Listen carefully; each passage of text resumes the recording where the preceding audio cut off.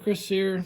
So I wanted to progress with my silver bullet, and I wanted to pick this Unity lock. And I thought, okay, how do we go about that? I looked at the key, and if we look at the key, got grease on my fingers. I hate that. Oh well, this tension tip is too big. I need to use the smaller one, which I have in the silver bullet, and it's this one. But actually, no, because if we take, and I had the hardest time keeping that small tensioner right on the tensioning, the last disc tension.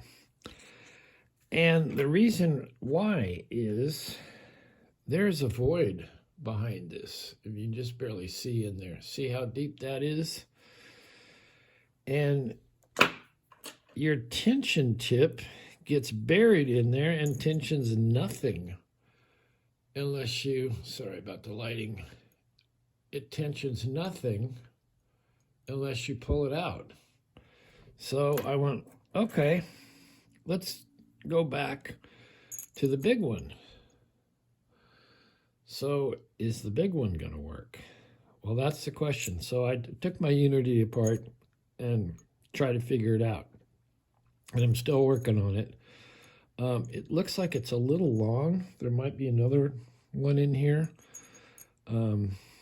But I was able to use this one and start to correctly tension it and get, I know what I want to do.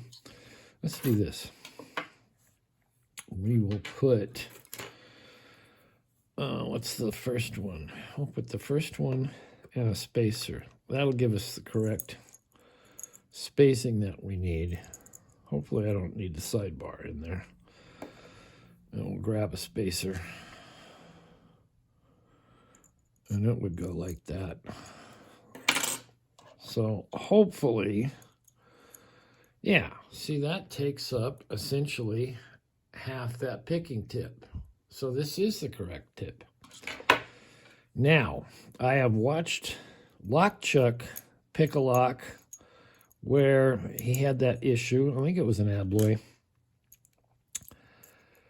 And he had the hardest time keeping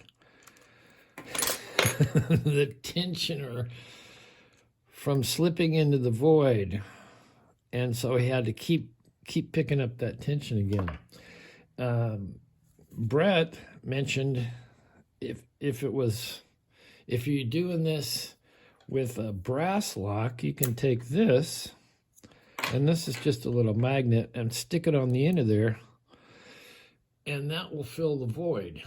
So if you're using the smaller tip, but you can't do it with a stainless steel lock because it just jumps to all the discs. So anyway, that was a very cool thing to try and figure out. So I'm going to put this back together and know that this is the tension tip I want to use. So, and I think that would probably work on other locks as well. Essentially, you got to try them or take them apart and just have a good look-see. So that's that.